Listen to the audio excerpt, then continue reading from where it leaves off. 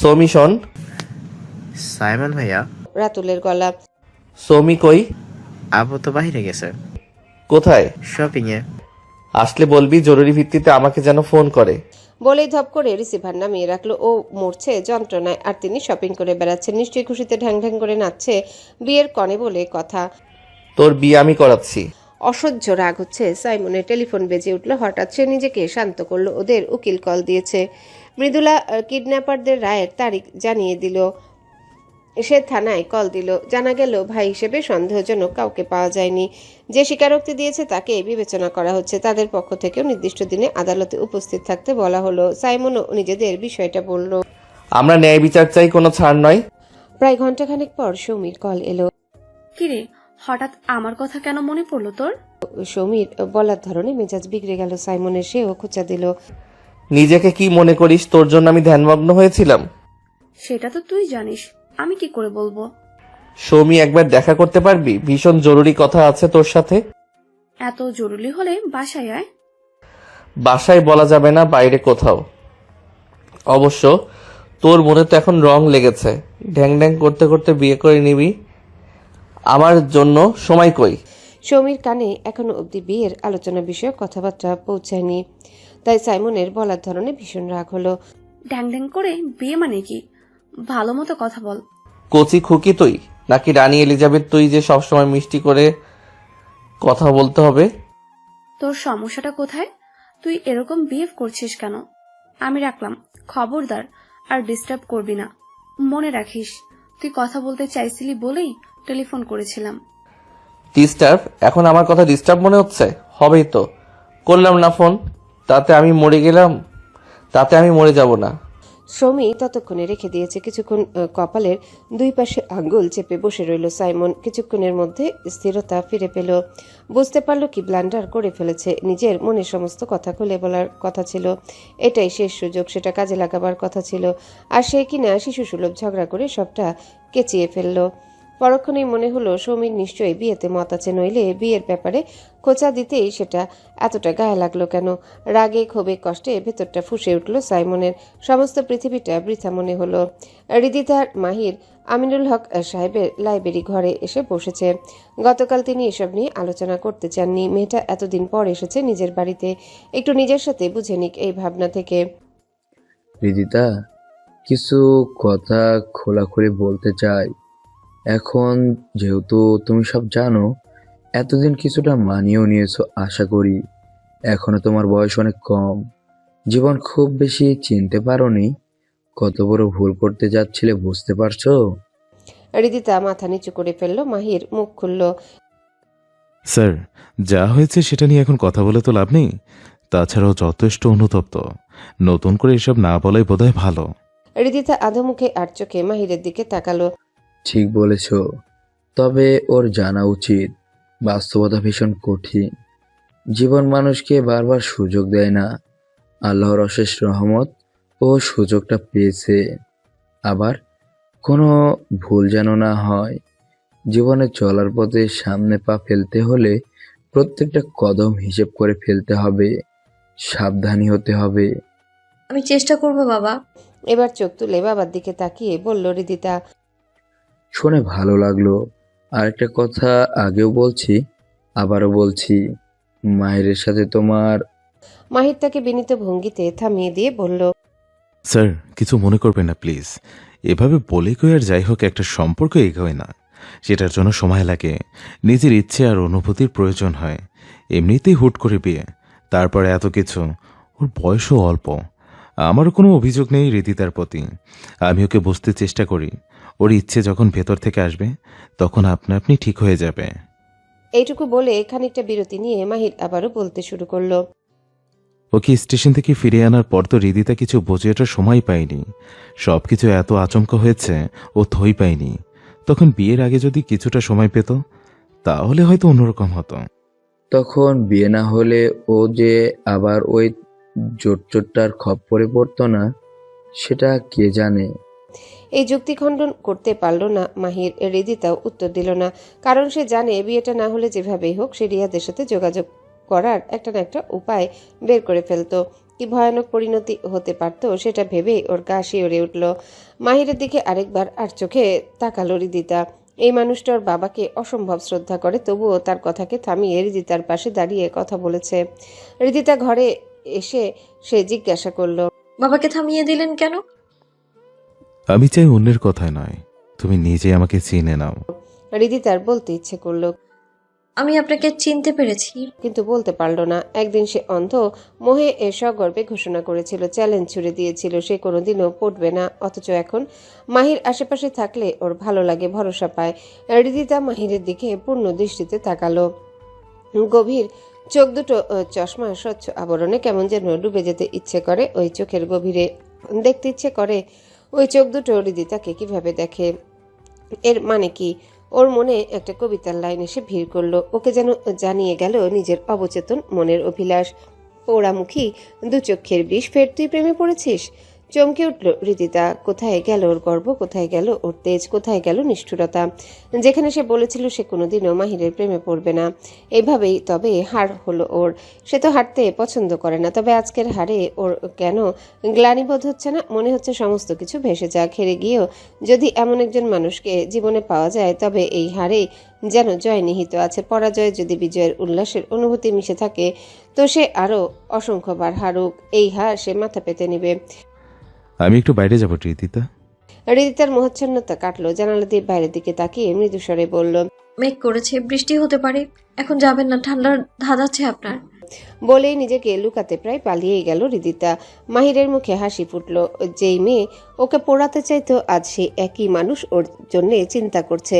এক পা যে রিদিতা ওর দিকে বাড়িয়ে দিয়েছে এটা না বোঝার মতো বোকা সে নয়। অপেক্ষা বুঝি পূর্ণতার পথে এগিয়ে যাচ্ছে।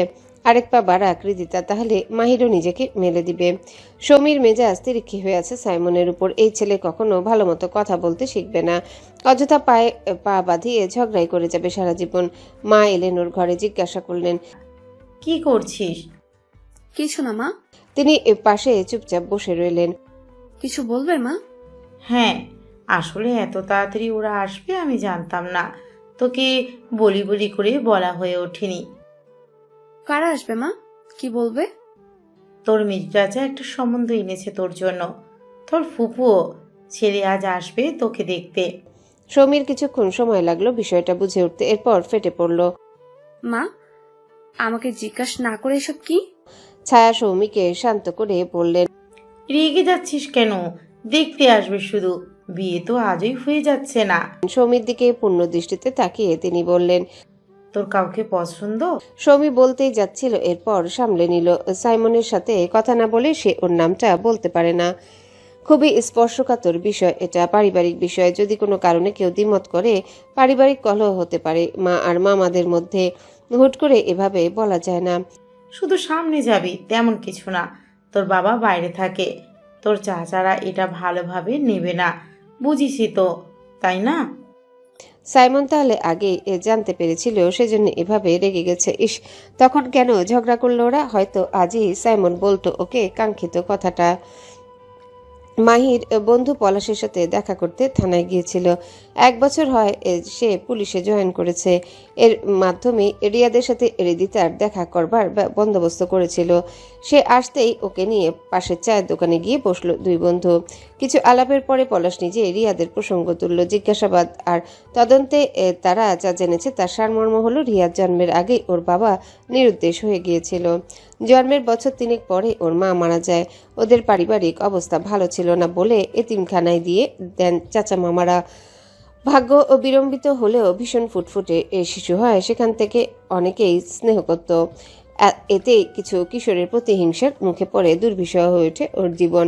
নালিশ করলে পরবর্তীতে যাদের নামে নালিশ করা হতো তাদের তোপের মুখে পড়তে হতো। এভাবে বেড়ে উঠতে থাকে রিয়াদ। একসময় এক ধনাঢ্য পরিবার থেকে দত্তক নেওয়া হয় ওকে। বছর না ঘুরতেই তাদের সন্তান জন্মায়। এরপর তারাও সেভাবে ওর খোঁজ নেয় না। সদ্য জন্মানো শিশুর প্রতি ওর ক্রোধ জন্মাতে শুরু করে। একদিন রেগে মুখ চেপে ধরেছিল 7 বছর বয়সী রিয়াদ। সেদিন বাড়ির কাজের লোক দেখে ফেলায় শাস্তির ভয়ে পালিয়ে ট্রেনে উঠে পড়ে। এরপর ঢাকায় এসে পথে পথে ঘুরে টোকাইয়ের কাজ শুরু করে। অদ্ভুত সুন্দর শিশু রিয়াদকে দেখে একজন নিঃসঙ্গ বৃদ্ধা ওকে আশ্রয় দেন, স্কুলে ভর্তি করান। রিয়াদ যখন 7-এ পড়ে তখন বৃদ্ধা মারা যান। তার মৃত্যুর পরে তার প্রবাসী 2 সন্তান দেশে ফিরে হাতে কিছু টাকা ধরিয়ে দিয়ে বাড়ি থেকে ওকে বের করে দেয়। পড়াশোনায় তুখর ছিল সে। স্কুলে ওর ক্লাস টিচার ভীষণ স্নেহ করতেন। তিনি ওর স্কুলের বেতন মওকুফের জন্য নিজ দায়িত্বে আবেদন করে দেন। স্কুলের হোস্টেলেও থাকার ব্যবস্থা করে দেন। 9 থেকে সে টিউশন পড়ানো শুরু করে। ইন্টারমিডিয়েট পড়ার সময় ওর কাছে পড়তো রথি। তার বোন সাথীর সাথে সখ্যতা তৈরি হয়। বিত্তবান পরিবার ছিল ওদের। বছর দেড়েক পরে এই পরিবারে জানাজানি হয়ে গেলে ওকে চূড়ান্ত অপমান করে বাড়ি থেকে বের করে দেওয়া হয়। প্রথমে ভেঙে পড়লেও ওর রোগ চেপে যায়। ওর অনেক টাকা উপার্জন করতে হবে ওকে। সে ভাগ্য মানবে না, নিজের ভাগ্য নিজেই তৈরি করে নেবে। এত কিছুর পরেও এইচএসসিতেও চোখ ধাঁধানো রেজাল্ট করে। সবগুলো সাবজেক্টে লেটার পেয়ে যায়। পাবলিক বিশ্ববিদ্যালয়ে চান্স পায়। খুব দ্রুত এসে বুঝতে পারে ওর এই চেহারার জন্য কিছু বাড়তি অ্যাডভান্টেজ সে পাচ্ছে। এটাকে কাজে লাগাতে শুরু করে সে। কিন্তু ক্যাম্পাসে 2-3 জনের সাথে প্রেমের সম্পর্ক করে তাদের কাছ থেকে হয়তো কয়েক বেলার খাবার কিংবা মাঝে মধ্যে কিছু উপহার, এর বাইরে কিছু পাচ্ছে না। তার উপর পরস্পরের পরিচিত হওয়ার ওর ডাবল টাইমিং বেশি দিন চাপা থাকে না। বুঝতে পারে এখানে ফায়দা নেই। তেমন এর মধ্যে সেকেন্ড ইয়ারে পড়ার সময় থেকে কিছু ইউনিভার্সিটি ভর্তি কোচিংয়ে পড়ানোর জন্য প্রস্তাব পায়। কিছুদিন যাবার পর বুঝতে পারে এখানে টোপ ফেলা সহজ হবে। নায়ক সুলভ চেহারার প্রতি সদ্য কৈশোর পেরোনো কিছু মেয়েরা এমনিতে আকৃষ্ট হয়। সাথে বাড়তি চার্ম হিসেবে ওর পরিশীলিত কথাবার্তা, চালচলন, টোপ হিসেবে কিছু পটানো টাইপ কথাবার্তা। ব্যাস, আর পিছু ফিরে তাকাতে হয়নি। সঙ্গে যোগ দেয় আর এক বন্ধু, আর পরবর্তীতে এক বড় ভাই। সে হিউম্যান সাইকোলজি নিয়ে বিস্তর পড়াশোনা করেছে। 3 জনা মিলে টার্গেট করতে থাকলো সেই সব মেয়েদের যারা ভীষণ চুপচাপ, নিঃসঙ্গ নইলে বোকা ধরনের। তবে একটা বিষয় কমন, সবার বাবার অঢেল টাকা। বাকি এই 2 জনের একজন মেয়েদের কিছুদিন স্টাডি করে, ঠিকুজি সংগ্রহ করে আনে। কে কিভাবে টোপ গিলবে সেটা নিয়ে পরামর্শ দেয় সেই বড় ভাই। রিয়াদ সেই সূত্র ধরে মাঠে নেমে পড়ে পারফর্ম করতে। দেখতে এত সুদর্শন একটা ছেলে, তার উপর কেউ নেই। আহারে, ওদের সিম্প্যাথি আদায় করে নিজের প্রেমের ফাঁদে ফেলাটা ভীষণ সহজ। ওর তো দ্রুত বড় লোক হতে হবে। একদিন ওর কিছু নেই বলে একটা বাড়ি থেকে বের করে দেওয়া হয়েছিল। তাদেরকে সে দেখিয়ে দেবে, পুরো দুনিয়াকে সে দেখিয়ে দেবে সে কে। টাকা দিয়ে সে অনেক রাঘব বোয়ালদের নিজের পকেটে পুরে রাখবে। এভাবেই চলছিল। আরও জানা গেছে এর মধ্যে 2টো মেয়ে ঘর ছাড়ার পরে জানতে পেরেছিল ওদের রেকি করায় কিছুটা ভুল হয়েছিল। এদের বাবার আসলে তেমন টাকা পয়সা নেই, দিতেও পারবে না। ওদের ধরে একটা পাচার চক্রের কাছে বিক্রি করেছিল ওরা। রিয়াদের ছেলেবেলার কথা শুনে মাহিরের খানিকটা সমবেদনা তৈরি হচ্ছিল, কিন্তু সবটা জেনে ঘৃণায় গা রিরি করে উঠল। মেধাবী ছেলে ছিল, সেই মেধা ভালো কাজে লাগাতে পারলে সম্মান এক সময় হয়তো আসতো, কিন্তু ও লোভ শেষ করে দিল সব। দ্রুত বড় হবার উচ্চাকাঙ্ক্ষা।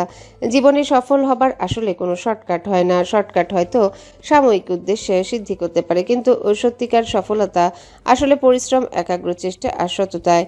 হয়তো দেরি হয় কিন্তু বিফলে যায় না। অনেকের জন্য হয়তো সেটা যথেষ্ট নয়, তবে সম্মানটা বেঁচে থাকে।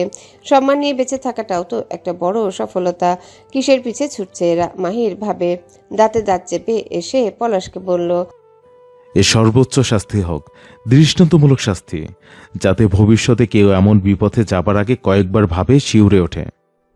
এই শালা হারামজাদা এমনিতেই রেহাই পাবে না। প্রতারণার পাশাপাশি নারী পাচার মামলাও হয়েছে। নিখোঁজ হওয়া মেয়ে দুটোর পরিবারকে খুঁজে বের করা হয়েছে নিখোঁজ ডায়েরি থেকে। মাহি সন্তুষ্ট হয়ে বেরিয়ে এলো। নিজের হাতে শাস্তি দিতে পারলে শান্তি পেত। তবে সে আইনকে সম্মান করে, তার প্রতি আস্থাশীল। সৌমি, ফুপু আর 2 চাচি এসেছেন বাসায়। ছায়া বললেন, আসার কথা ছিল আরও 1 সপ্তাহ পরে, হুট করে আজই কেন? ভাবি, আসলে ফাহমির দাদি খুব তাড়াহুড়া করছেন। তাছাড়া ছেলে ডাক্তার, বনেদি পরিবার, পেছানোর কথা বললে যদি হাতছাড়া হয়ে যায়। তবুও ছায়ার কাছে বিষয়টা ভালো লাগে না। সৌমির প্রতিক্রিয়া দেখে তার এটাই মনে হচ্ছে তিনি নিজের ভাইদের থাকতে বলেছেন।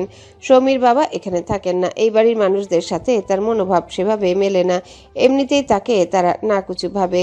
এখন সরাসরি আপত্তি করলে বিষয়টা খারাপের দিকে চলে যাবে। মেজো ভাই ইশতিয়াক এলেন ভাইয়ের প্রতিনিধি হিসাবে। সাথে এসেছে সিমি আর মৃদুলা। ইমির প্রাইভেট আছে তাই আসতে পারেনি। মৃদুলা আসার আগে সাইমনকে খুঁজেছে কিন্তু পায়নি। সে পুরোপুরি না জানলেও খানিকটা আন্দাজ করতে পারে, তাই বলবে ভাবছিল। এখানে দুপুরে খাবে অতিথিরা, তেমনই বন্দোবস্ত করা হয়েছে। সৌমি নিস্পৃহ বসে আছে, মায়ের কথা চিন্তা করে দেখেছে। সত্যি তো, এটা তো কেবল প্রাথমিক দেখা দেখি, পরে নিজের আপত্তি জানিয়ে দিবে। চাচি শাড়ি পরতে বললেও সে রাজি হলো না, একটা সালোয়ার কামিজ পরলো। সিমি পাশ থেকে বলল, সৌমি আপু, তোমার বিয়েতে তো নতুন নতুন সব কিছুই পাবে। তোমার এই পুরনো মেকআপ বক্স আর লিপস্টিকগুলো আমাকে দিয়ে দিও।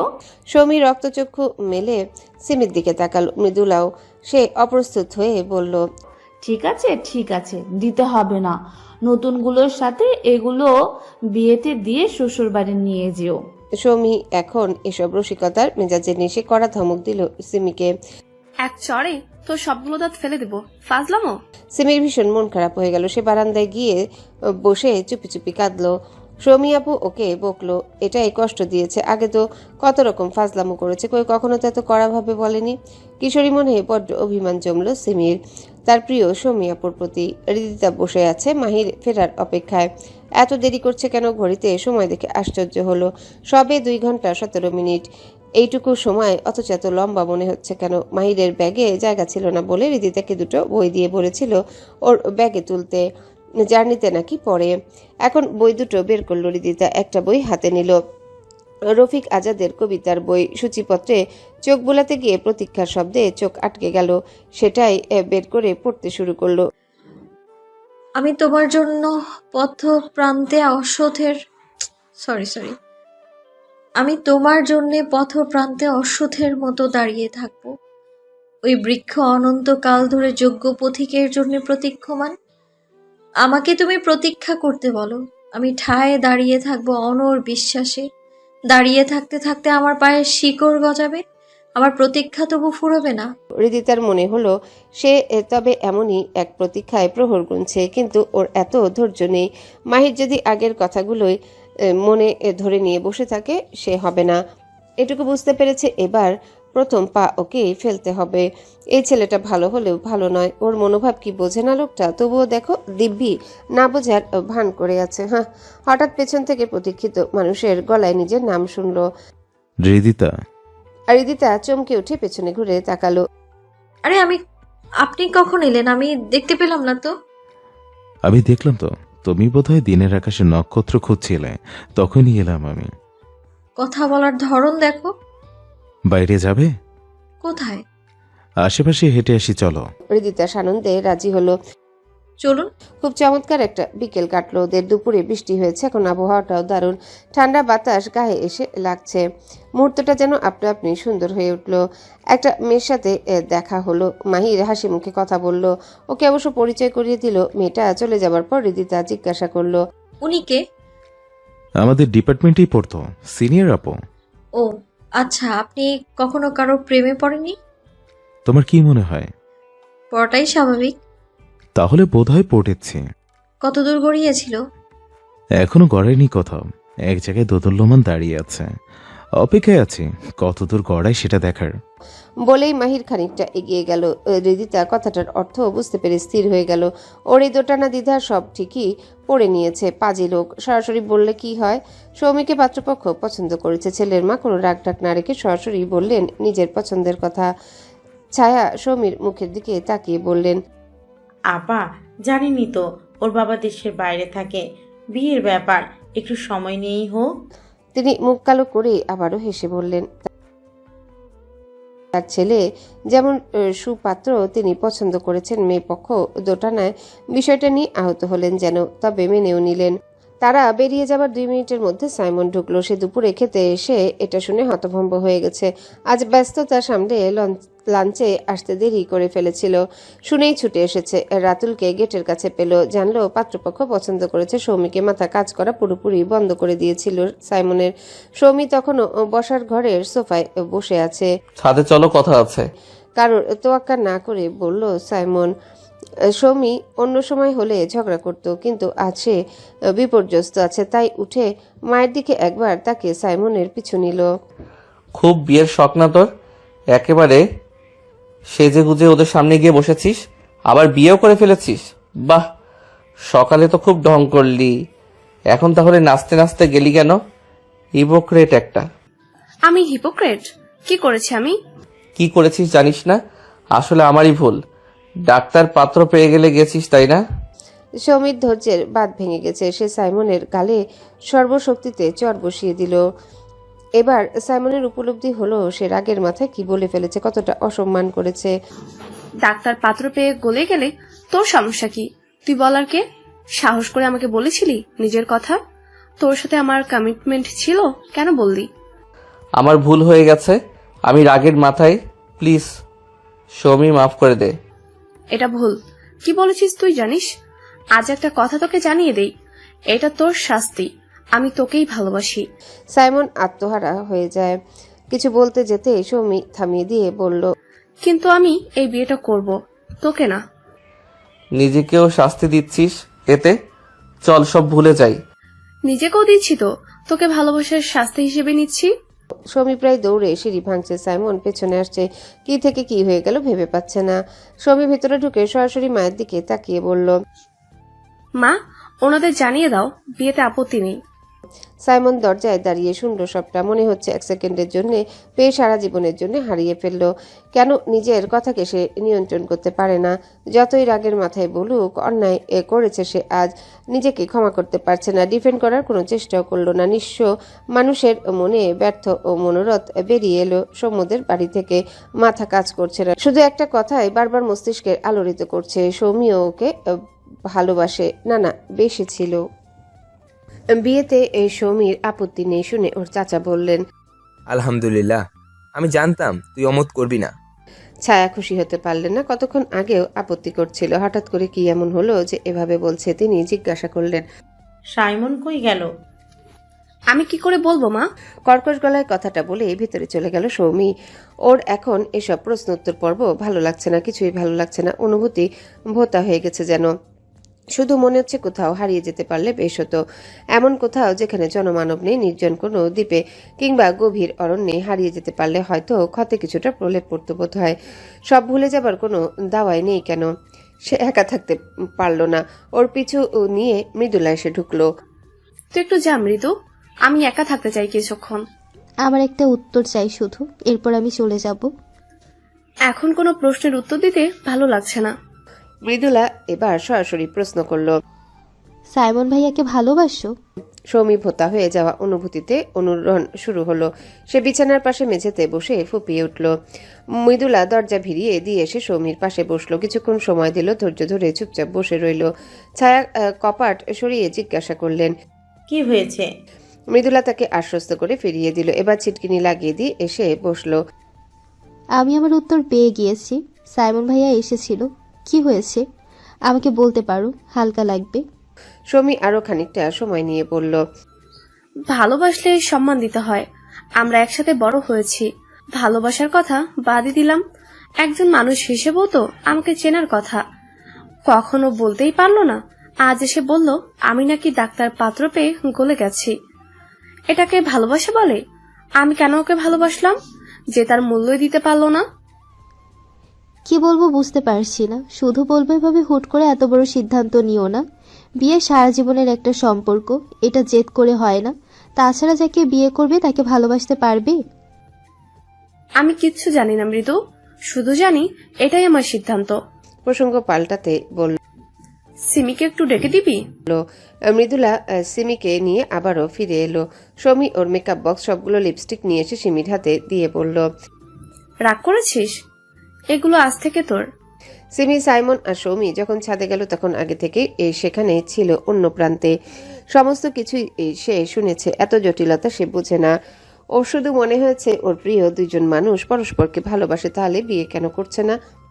আমার কিছুই লাগবে না সৌমি আপু, তুমি শুধু সাইমন ভাইয়াকে বিয়ে করো। পাকামো করিস না, এটা নে, নইলে ভাবো এখনো রেগে আছিস। লক্ষ্মী বোন, নে এটা। তখন রাগের মাথায় ধমক দিয়েছিলাম। সাইমন ভাইও হয়তো রেগে বলেছে। রাগের মাথায় বললে অনেক সময় একেবারে সত্যিকার অনুভূতিটাও একসময় বেরিয়ে আসে। তুই বুঝবি না এখন। তোমরা দুজনেই তো কষ্ট পাচ্ছ। বলতে গিয়ে কেঁদে ফেলল সিমি। সৌমি ওকে জড়িয়ে ধরে আবারও কেঁদে ফেলল। সে আজ প্রবোধ দিতে পারছে না নিজেকে। কবে থেকে সাইমনের জন্য ওর হৃদয়ে ভালোবাসার মেঘ জমতে শুরু করেছে সে জানে না। ঝগড়া খুনসুটিতে মেতে থাকতে থাকতে আচমকা একদিন উপলব্ধি করলো সেই মেঘ বৃষ্টি হয়ে ওর হৃদয়ে ফোটায় ফোটায় ঝরতে শুরু করেছে। বন্ধুদের সাথে একবার একটা খেলা খেলছিল। খেলার ছলে সবাই বলেছিল চোখ বন্ধ করে নিজের ভবিষ্যতে বরের ছবি আঁকতে। যখন ওর পালা এলো ছবি আঁকার চেষ্টা করলো, তখন বারবার ঘুরে ফিরে সাইমনের ছবিটাই আসছিল বারবার। তখন ইন্টারমিডিয়েট পরীক্ষা দেবে, সে পাত্তা দেয়নি আর বিষয়টা। পরীক্ষার পরে একবার সাইমনকে একটা মেয়ের সাথে কথা বলতে দেখে ওর ভেতরে চিনচিনে ব্যথা হচ্ছিল। সেবার আর মনের ডাককে উপেক্ষা করেনি, বইতে দিয়েছিল মনের নিজস্ব গতিপথ ধরে।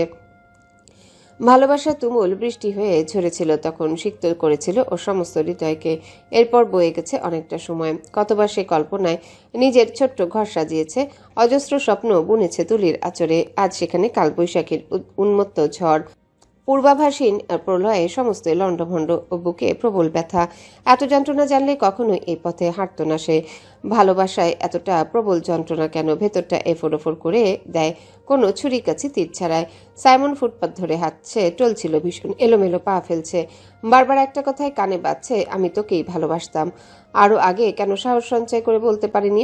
আর যখন বলল তখন এভাবেই বা কেন বলতে গেল? একটা কথায় সমস্ত সমীকরণ পাল্টে গেল। এতদিন ধরে বুকে ভালোবাসার হিমালয় জমিয়ে কি লাভ হলো, যখন তা ঠিকঠাকই প্রকাশ করতে পারল না, বরং সেই হিমালয়টা ধসিয়ে দিল নিজের হাতে। বুকের পাঁজর ভাঙার ব্যথা এত প্রবল কেন? কি করে সহ্য করে মানুষ? সৌমিকে সে অন্যের হতে দেখতে পারবে না, সবই সম্ভবই নয়। আবার এটাও জানে মেয়েটা অসম্ভব জেদি, কথা নড়চড় করে না। আমি না হয় বোকা, তুই তো জানতিস, তুই কেন আমাকে একবার বললি না সৌমি? অন্যমনস্কভাবে হাঁটতে হাঁটতে হোঁচট খেয়ে পড়ে যাচ্ছিল, সামলে নিল শেষ পর্যন্ত। ওর মনে হলো হোঁচট খেলেও তো সামলে নিয়ে ওঠা যায়, আরেকটু সুযোগ কি সে পাবে না? যদি সৌমি ওকে ভালোবাসি না বলে এভাবে ফিরিয়ে দিত, তখনও ভীষণ যন্ত্রণা হতো। তবুও নিজের ভাগ্য বলে একসময় হয়তো মেনে নিতে পারতো, হয়তো পারতো না। কিন্তু এখন অনুশোচনার দগ্ধে মরছে। তুই আমাকে এত কঠিন শাস্তি কেন দিলি সৌমি? এতটা নিষ্ঠুর হতে পারলি? এর চাইতে গলা টিপে মেরেই ফেলতি।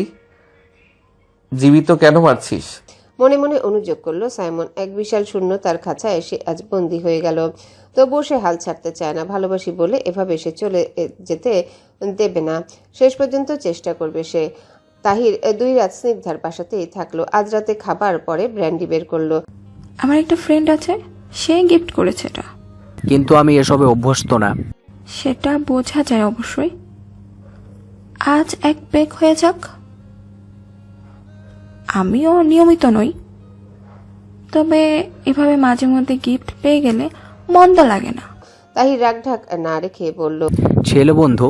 তাহির, তোমাকে আগেই বলেছি এসব সস্তা প্রশ্ন করবে না, আর আমাকে নিয়ন্ত্রণ করার চেষ্টা করবে না। কর্তৃত্বপূর্ণ আচরণে তাহির রেগে গেল ভেতরে ভেতরে। তবে সেটা বেশিক্ষণ স্থায়ী হলো না, কারণ লাস্ট সময় স্নিগ্ধা ওর দিকে ঘন হয়ে এসেছে। সে হারিয়ে যাচ্ছে তীব্র মোহে। আমরা বিয়ে কবে করব? আজ এসব না, পরে ঠান্ডা মাথায় আলোচনা করবো। তাহির, পান্থ টিউশন শেষ করে বাড়িতে ফিরতে রাত হয়ে গেল। সবাই খেয়েছে সে জানে। এই বাড়িতে ওর জন্য খাবার নিয়ে অপেক্ষা করবার বা টেবিলে সঙ্গ দেবার কেউ নেই। একা একা খেতে খেতে অভ্যস্ত হয়ে গেছে, তবুও কেন যেন ভালো লাগে না। ডাল থেকে গন্ধ আসছে, খাবার উপযোগী নয়। ঝোলের সাথে একটা মাংসের টুকরো আছে বাটিতে, নিতান্ত অবহেলায় রাখা সেটা। ওর খাবার ইচ্ছে মরে গেল। নিজের ঘরে এসে শুয়ে পড়ল। ইদানিং এই মন খারাপের মুহূর্তগুলোই মৃদুলার কথা মনে পড়ে। ওই স্নিগ্ধ মুখটা মনে পড়লে কেন যেন সমস্ত অতৃপ্তি গ্লানি ভুলে যায় পান্থ। মাটির পৃথিবীতে দাঁড়িয়ে আকাশ ছুঁয়ে দেয়া কি সহজ? মোটেও না। অসম্ভব এক স্বপ্নে কেন সে ডুবে যাচ্ছে। হ্যালো বন্ধুরা, পরবর্তী পার্ট খুব তাড়াতাড়ি আসবে, তো সবাই অপেক্ষায় থাকো। আর চ্যানেলটি যারা এখনো সাবস্ক্রাইব করোনি তারা পরবর্তী পার্ট দেখার জন্য চ্যানেলটি সাবস্ক্রাইব করে রেখো। ধন্যবাদ সবাইকে, আমাদের সাথেই থেকো।